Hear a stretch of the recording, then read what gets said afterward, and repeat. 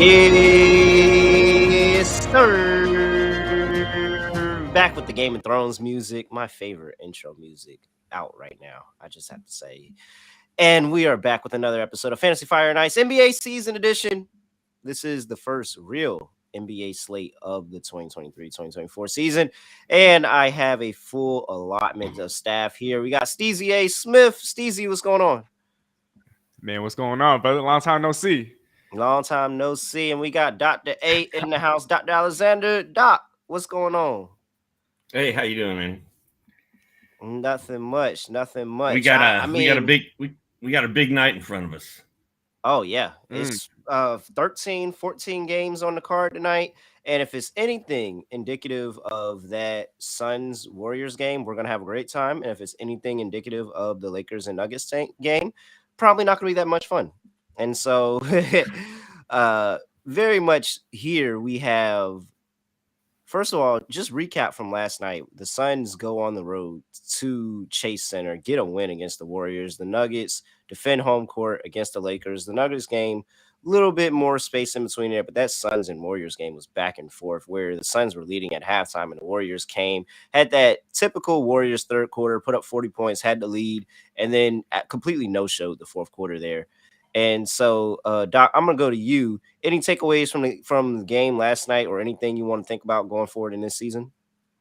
Well, when you say no show, and I think about last night, all I can see is Anthony Davis in the second half. I tried to give him 2 minutes without somebody mentioning him. We were so close. We were 3 seconds away. No.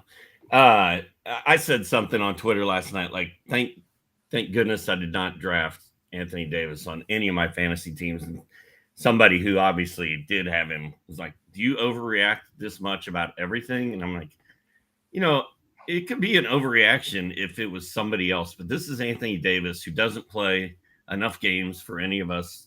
And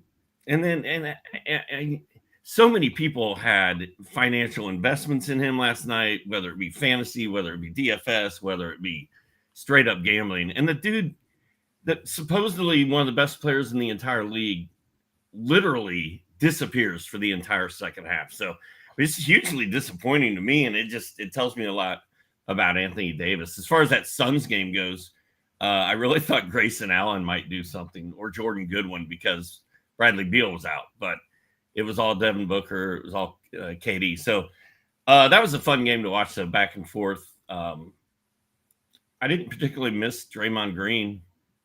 So I think that's all I got. All right, Steezy. I, for one, took the over on Golden State's team total. I didn't think any defense was going to be played by this Suns roster. Golden State barely cracked 100 points. What did you take away from Golden State, or, the debacle that happened in Denver? Man, well, with Golden State, first half of the game, they had a rough night shooting the basketball, right? Klay Thompson. I'm starting to see why now, if I hadn't already, why they're so far apart on contract extension talks. I mean, I love the man. I love what he's done, in Golden State, but he's just obviously not the same player. Even his shooting acumen, it's just not where he was before. Obviously, Steph was doing Steph things. Chris Paul it was a little bit of a mixed bag there. Andrew Wiggins was his usual solid self, but I think they missed Draymond Green just a little bit, particularly defensively. But yeah, shooting woes definitely something to note. And as far as Phoenix, I mean, they look like they didn't really need a Bradley Beal, right? Devin Booker was kind of handling all the playmaking. Down the stretch, he finished with, I think it was like 4 assists in the last couple of minutes, just generating offense, not just for himself, but for everybody else. And I like what Phoenix is doing. I was kind of surprised to see Bobo play 0 minutes, but Yusuf Nurkic definitely, held up and did a phenomenal job, I think, in the role that he has in that Phoenix system. And so, yeah, with Golden State, I mean, they'll start off slow. It's nothing new there, but Klay Thompson, man, I really hope he does pick it up. Yeah. Klay Thompson is absolutely the guy that I was circling. Like, man, you got to have a great season this year. Like, you've got to have a great season. You want that bag? You can put yourself in the championship consensus if Klay Thompson has a great season. All right. Before we get to talking about some of the games, we do have a question in the chat. Morning, fellas, from Brian B. Who would you drop to pick up Sohan? Fultz or PJ Washington. So he wants Jeremy Sohan. He wants to drop either Fultz or PJ Washington. Steezy, what are you doing here?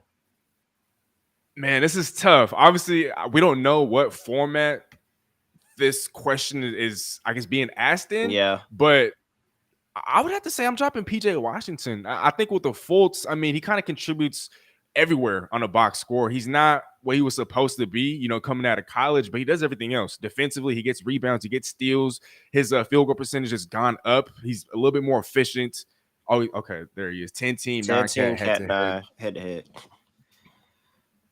So my bad. I'm keeping Fultz and I'm dropping PJ Washington.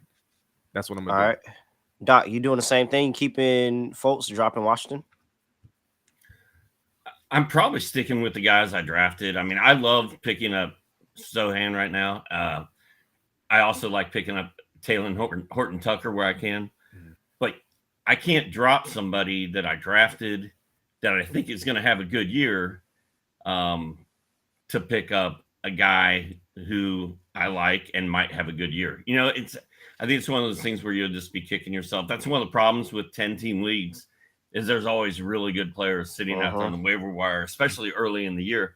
And I think tonight, if it's halftime and Sohan has 8 assists and 17 points and Markelle Fultz can't hit the broadside of a barn, I'm probably going to make a panic move at that point. But I mean, it's too close for me to call. I think Sohan is a little more trendy right now. I think he's being talked about a lot more than those other two guys. But we saw PJW have a huge game in the preseason.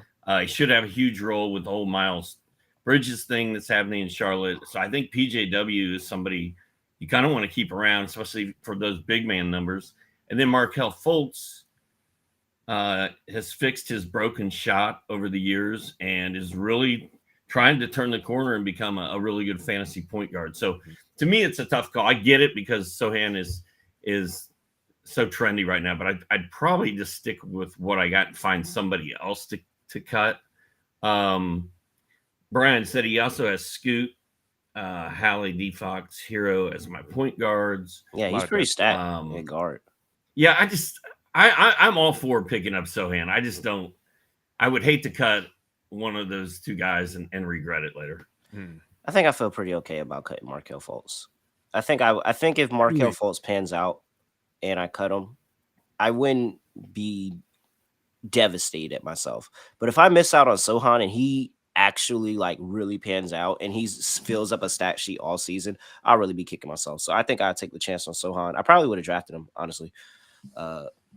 And looking at his list of point guards, I mean that makes sense. I mean, how much is Markelle Fultz even going to play on the team? Honestly, since he's got all those other point guards. So all right, you guys convinced me. I drop Fultz and pick up Sohan.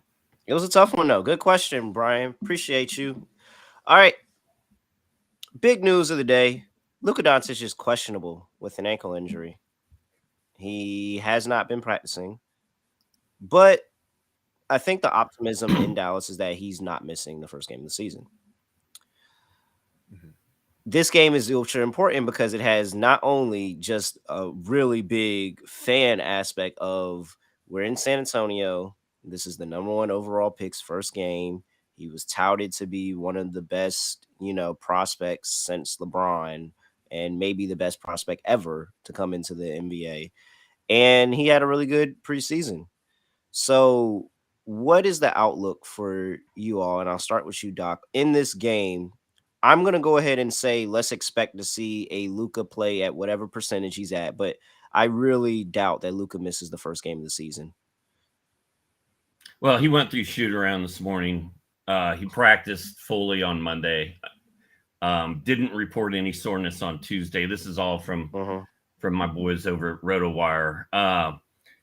He's gonna play tonight, and that whole 5 minutes against Real Madrid last month, I understood that because I think he was actually injured at that point. I am a little worried about Luka staying healthy all season.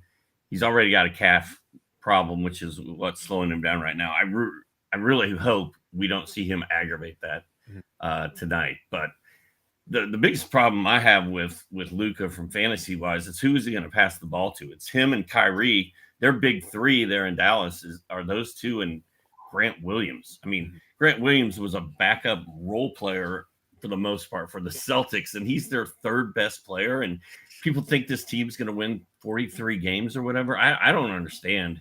I don't understand that. I don't think Luka can do that all by himself. Steezy, what you looking for in this game? Man, I'm looking for a big Kyrie Irving game. I do believe that if Luka is at less than 100%, he's probably going to operate more so off the ball. And I think we're going to see more of Kyrie on the ball, kind of allowing Luka to kind of rest just a little bit. And like Doc said, I mean, outside of those two, and maybe, who knows, Grant Williams could be in for the best season of his career, right? I took him late in the draft last week. And so I guess that's kind of a dart throw there. Because outside of them, I mean, who else is supposed to step up, right? And so, again, I'm looking forward to a big Kyrie Irving game against the Spurs. He just happens to go off every single time he goes up against the Spurs, and so I'd really like to see Kyrie just do his thing and do his Dougie like he usually does.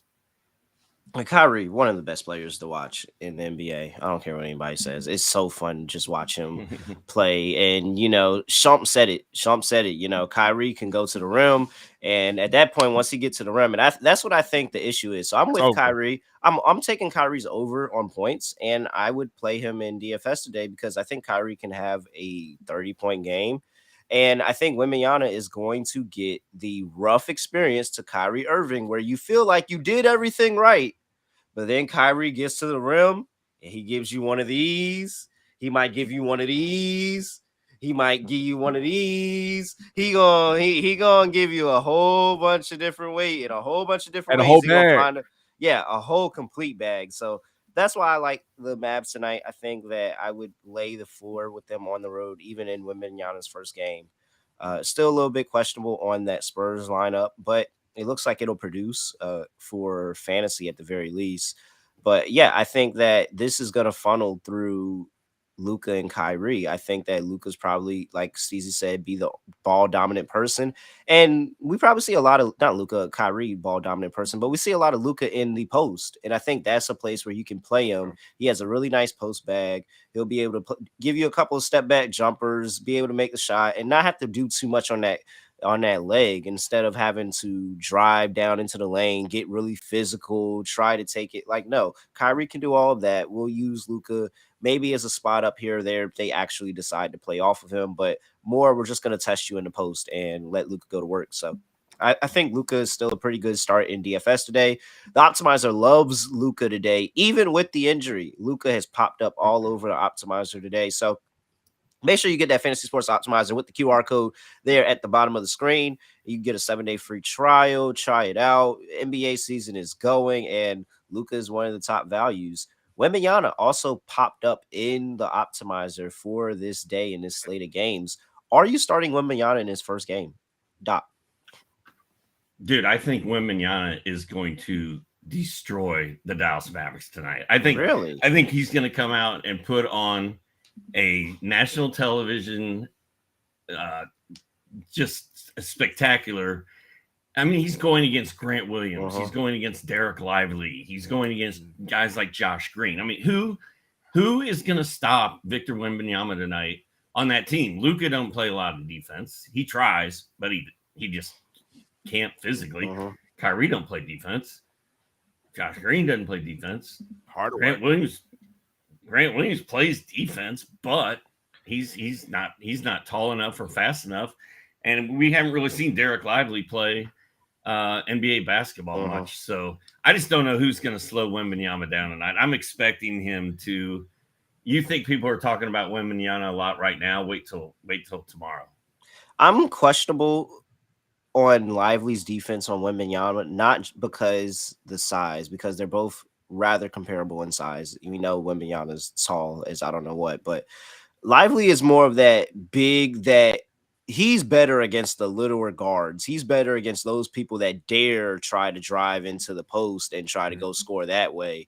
But when you play people his size, I don't know. That's a little bit rough for a young center in the league to try to do on the defensive end. So I do like that Wembanyama play as well. Steezy, what about you? Are you going to make it 3 for 3? Yeah, I mean, like the doc said, Dallas is probably going to run a lot of small ball, even with the Wemby in the lineup. And if you have a Grant Williams at the 5, I mean, yeah, he could hold his own for a couple possessions here and there. We've seen that time and again in the playoffs with the Boston Celtics. Yeah, he's got to be physical, and we know he can be physical. Maybe with the Wembanyama, maybe that affects him ever so slightly. But when you have him at the 5, I mean, that's just not going to be sustainable throughout the rest of the game. Guys like Maxi Kleber, Dwight Powell, that's just not going to get it done. And so, yes, start Wemby. And like the doc said, I mean, this is prime time. Y'all, there's a reason why they made this prime time. And so I expect Victor Wembanyama to absolutely play on the show. And yeah, start him all your lineups. Got to. All right, we got a question in the chat from Ed. Shout out Ed from Sportstopia. He asked, the line has moved from 17.5 to 18.5. But is that still a nice value on Kyle Kuzma versus the Pacers tonight? Well, this is an interesting game because this already has movement on the total. Total opened up at 230.5. It's at 235.5. One of the highest totals on the board for the night. Pacers are 5-point favorites. I, for one, think that this Washington offense is going to move through Kyle Kuzma and it's going to move through Jordan Poole. I think both of them are going to dominate scoring over the course of the year. And this Wizards team is going to put on a show a bunch of times. Probably be in the game a couple of times, and more often than not, probably lose. But at 18.5, give me the over on Kyle Kuzma on the road. Get it done. Steezy, what do you like there? Yeah, these are both young teams. I expect a high-scoring game. And outside of a Jordan Poole, who else do you really expect to kind of pick up the scoring slack in Washington? Kyle Kuzma's, you can kind of initiate a little bit of offense through him as well. And so, yes, he's going to be able to generate and kind of give easier looks to the other guys around him. But again, outside of those two, who's really going to score? I expect a 20-plus point per game scoring season from Kyle Kuzma. I target him a lot late in drafts. So, I mean, just because the line moved by a point, that doesn't scare me at all. I'm taking over as well. Give me Kyle Kuzma. Doc, is it 3 for 3 on Kyle Kuzma today? It's close. I don't like the fact he's got to go through Miles Turner and Obi Toppin to get it. Yeah. But like we just said, who else is going to score for that team? The only question is Jordan Poole going to score like 45 or 50 and not pass the ball to any of his teammates, which is actually a real possibility that it could happen. I think the Pacers are a good defensive team this year. Here I'm wearing a Pacer hat, so this is sort of cheating. Okay. But I think Pacers are going to have a good defensive year. I think they've got the perfect combination of veterans and young guys mixed together. I really like the Pacers in the East this year. I think they're going to, like you said, Washington's going to be kind of fun to watch play, and they're going to be fun to have on fantasy rosters, but I don't think they're going to win a lot of games. I'm super excited to see what this Bilal Coulibaly does for them. I think he's going to start over Denny Avdija tonight. But back to the Kyle Kuzma question, he should be able to score 18.5 points. I think he'll be over. Wait, Doc, can I ask you real quick? Yeah, go ahead. So I wanted to ask Doc, because you said you like the Pacers this year. Do you still like the Pacers even if they trade a Buddy Hield? Yeah. Yeah. Okay. Yeah. And I'm not sure he's going to get traded. Remember how Miles Turner was going to be traded for 3 straight years? Yeah. And it never did.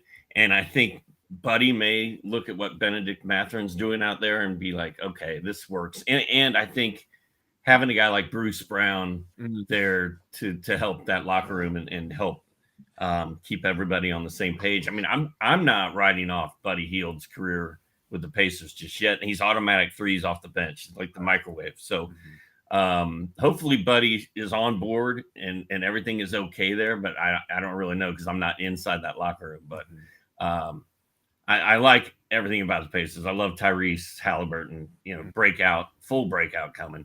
Matherin's fun. Bruce Brown is going to have the best year of his career. He just got paid $22 million. And then Toppin and Turner are going to play defense and help try to slow down Kyle Kuzma. I think I would bet the over on that. It just doesn't seem like a lock to me because I think those guys are big bodies. They're going to make it tough for Kuzma to do everything he wants to do, but I still think he'll get it done. It just won't be easy.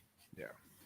Rick Carlisle, since becoming the head coach of the Indiana Pacers, 22-32-1 as a favorite, 17-19-1 at home, 5-13 on the road. Give me Jordan Poole 3+ threes and Washington money line at plus 265. I'll take a stab. I do like this Pacers team. I just don't think they put it together right out the gates. Maybe a little bit later on in the season. Is there anybody else outside of Jordan Poole, outside of Kyle Kuzma, probably on the Pacers, because we know we're playing Halliburton? Is Obi Toppin out the gates? Like, are we playing him out the gates and just saying that, hey, he's going to be good for fantasy, he's going to be good, or are we taking a stab and waiting to see? I'm not playing him out of the gates. I'm just not doing that. I mean, we saw a lot of what he did in New York, and we saw a lot of what he didn't do in New York. And so I don't think he's kind of earned that right. He hasn't earned the benefit of the doubt. I need to see it first. And he had a couple of nice performances in the preseason, but until I see it on the floor with my own two eyes, no, I'm keeping him on the bench. My thing with Obi Toppin, I drafted him in a few leagues. If the price is right, I wouldn't be afraid to use him in DFS. But, exactly a year ago, right this second, I was probably sitting here talking to guys on a video screen about how great Jalen Smith was going to be and how he was going to be the power forward of the future for the Pacers. They've already named him the starter back in June. I mean, what could go wrong here? And he was a disaster. So Obi Toppin in New York was kind of a disaster. Great in-game dunker, fun player, fan favorite, but just never really got it done. We've never been able to trust him in fantasy, and I think trust is the key word here. I need to see 3 or 4 games of Obi Toppin going off for the Pacers before I'm going to buy in. Yeah, I feel the same way. And I mean, for me as a Knicks fan, it's kind of the opposite. And I just sat there and said, man, I just know once he leaves this team, he's going to be amazing. And he's going to be everything that everybody said he's going to be. And so I'm tempted to go out there and start playing some props because I'm just like, oh, man. I mean, of course, it would only be right that first game coming out of the Knicks, 20 points, 10 rebounds, something like that, something crazy. Like, it would only be right. I hate the Knicks so much. I really do. All right. You sound like a Hawks fan. Watch John Collins is going to go to Utah and probably just go nuts. Oh, man. That would be Is he the next Lauri Markkanen there? Ooh, hold on there. I wouldn't go there. All right, let's move on to another game in the slate, and I'm gonna go ahead and take this chance to give. Matter of fact, no, I'm gonna save that to the end of the show. Let's save that to the end of the show. I'll leave my really Rail's best bet for the end of the show, but for now, I want to talk about the Oklahoma City Thunder and the Chicago Bulls because now we have another top draft pick who is going to be in Rookie of the Year considerations, even though I have beat the drum on if you miss your first season because you got hurt, you can't blame, I mean, I'm sorry. Like, you're not a rookie anymore. Like, you're not a rookie anymore. I don't care what the locker room hazing thing says. You're not a rookie anymore. You were on the team. You were getting the medical staff of an NBA level team for an entire year. You are on the team. You're not a rookie anymore. However, Chet Holmgren is second in Rookie of the Year odds as a second-year player. And my favorite player in the league, Shai Gilgeous-Alexander, is in MVP talks. So, with all of that going for them, they are catching 2.5 on the road against the Chicago Bulls here. I mean, let's talk about this game for fantasy because I think this is a sleeper. There's a lot of heavy hitters here. Is there any buy-in on the Chicago Bulls this year in fantasy? And can we – I think we can start Vucevic tonight very confidently. DeMar DeRozan, I feel like you're starting him. I don't think you're really questioning that there. I'm not sure if it's anybody else. Zach LaVine? Possibly. I feel like I constructed a roster that if I had Zach LaVine, I would play him in nights that I needed to play a guard. But in a night where there's this many games on the slate, I feel like I don't need to play Zach LaVine tonight. That's fair. So it's an interesting thought, but there's a lot of fantasy options in here. Who is your favorite option in this game, Doc? In the game? Yeah, overall. In the game, it's all of OKC. I mean, Yeah. when I drafted my fantasy teams this year, my goal in every one of them was to get SGA in the top 8, and then get Wemby coming back, and then getting Chet, and then getting Jalen or Giddy, and then getting Jalen. Like, I wanted all 4 of those OKC guys and Wemby because they're so fun. And if we were gonna we build tiers. For positions, like here's the point guard tiers. There's the top 3, and then the talent falls off after that. Well, I want to get with Corey and do a NBA League Pass tiers, and the first tier is going to be the Oklahoma City Thunder and the San Antonio Spurs. Yep. And then everybody else is after that. I think it's going to be so fun to watch this OKC team on TV. I really can't wait. Like, I haven't been this excited. Between Wemby and the Thunder, I haven't been this excited about the NBA in a while. And the other guy on Chicago that I'm all fired up about is I went all in on Kobe White breaking out this year. He's starting at point guard for them. Tonight's a big night. He kind of came on late last season. He looked pretty good in the preseason. There's been some really nice things written about him by guys in Chicago, and I am hoping pretty boldly that Kobe White has a full breakout this year. All right, interesting. Maybe Kobe White props for tonight. This might be. I know the total's at 226. This could potentially be one of the highest scoring games of the day, because truly, I think that Chet has nothing for Vucevic when Vucevic wants to go get a bucket. I think that Chet can create a lot of issues for maybe a Kobe White or a DeMar DeRozan that's driving into the lane. I think Vucevic is about to knock him out the way. I'm all over Vucevic tonight. I think this could be a 20-10 day for Vucevic. And I know, as a bettor, if you bet Vucevic props, he's burned you a few times, but he's been really good. This feels like a 20-10 Vucevic game. He gets the season going, and I don't know. I actually think the Bulls actually pull out a close one here. Steezy, who's your person in this game? Because I think this is going to have a lot of fantasy implications by the end of the night. Yeah, no, honestly, Ray, I think you and I were kind of on opposite ends of the spectrum as it pertains to Chet. I don't know if you're just talking about him defensively, but I think offensively. Oh, just defensively. He kind of.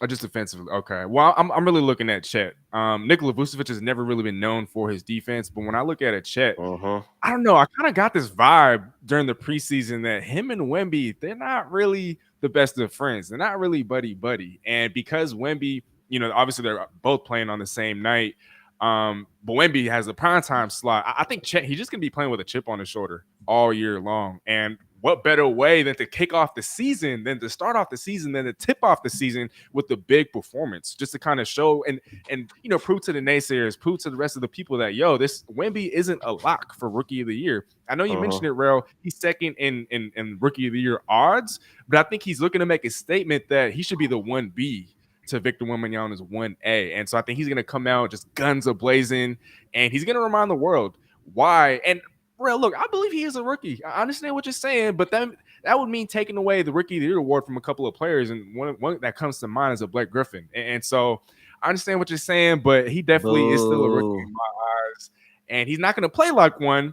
But man, he's definitely. I think he's going to come back guns a-blazing. I have no problem taking away Ben Simmons' Rookie of the Year award. It should be in Spider's home office right now. So I have no problem taking that award away from Ben Simmons. All right, we're getting ready to wrap up here with the NBA DFS Fantasy Fire and Ice here. I'm going to close this out. Best bet of the NBA slate. Oh, man. I can't believe they gave us, I tell all my listeners that when you start a new season, throw out everything you knew from last season, because it's a new season, things going to change. However, the trend that has stood the test of time is the Miami Heat not being good as a home favorite. 271, 3-1, 11, and 15. That is 47% in the history of the Miami Heat that they have covered as home faves. Terrell, is that too much time? Sure. All right, let's dumb it down. Last season, 12, 23, and 2, 34% as home favorites. This has been throughout the course of the Heat franchise. They do not cover as a home favorite. Since 2016, the Heat are 21, 28, and 1 as a home fave of 9 or more, including the past 2 seasons being 5 and 11 ATS as a home favorite of 9 or more. And just for the cherry on top, head coach Monty Williams. I mean, 119, 98, and 4 as a road dog in his first years with the Hornets and the Suns, 28, 23 in the same spot. I think that people forgot how good Cade Cunningham is. And while I'm not super high on the Pistons, I do like them this season. And this is way too many points for the Miami Heat. They don't cover at home. Give me the Detroit Pistons +9. There's your bet for the day. We talked to you, gave you a bunch of fantasy advice for the day. You know where to find everybody at. He's at Steezy A Smith. He's at Doctora. I am at really real __. And I mean, that's really it, guys. I don't have anything else to say. I don't have anything else to do. I don't have a really cool way to end this show. But what about the Knicks are playing the Celtics tonight? Your Knicks. I want to hear. That's how we're going out. I want to hear your prediction on that. Well, I think the Knicks are going to suck. And however, I am the most notorious Boston Celtics hater in the world. If the Boston Celtics have one hater, it's me. If they have 1,000 haters, I'm one of them. And if they have no haters, it means that I have sadly left this planet, and that's fine. So while I do think the Knicks are going to suck, give me the Knicks +3.5. We are out of here. Sorry, just real fast. Yeah. What do you make of the Joel Embiid to New York? Because I'm hearing or I'm seeing that nobody comes to the Knicks. Nobody comes to the Knicks. Nobody comes to the Knicks. Really? Nobody comes to the Knicks. KD, Kyrie, Spider, LeBron. Nobody comes to the Knicks. So he's just a free agency. No one comes to the Knicks. Nope. Nobody comes to, not even trade. Nobody. Not even via trade. Nope. So Jalen Brunson doesn't count. Nope, does not count. Julius Randle doesn't count. Your guys' two best players don't count. Nope, does not count. Does not count. Nobody comes to the Knicks. Superstars do not come play for the Knicks. It just doesn't happen. I think it's a conspiracy, but it's perfectly fine. Knicks are going to be bad, and the Celtics are probably going to underperform expectations all season long, as they always do. So, other than all of that, we do have to get up out of here. And so, Keith, please give me that really cool theme music one more time.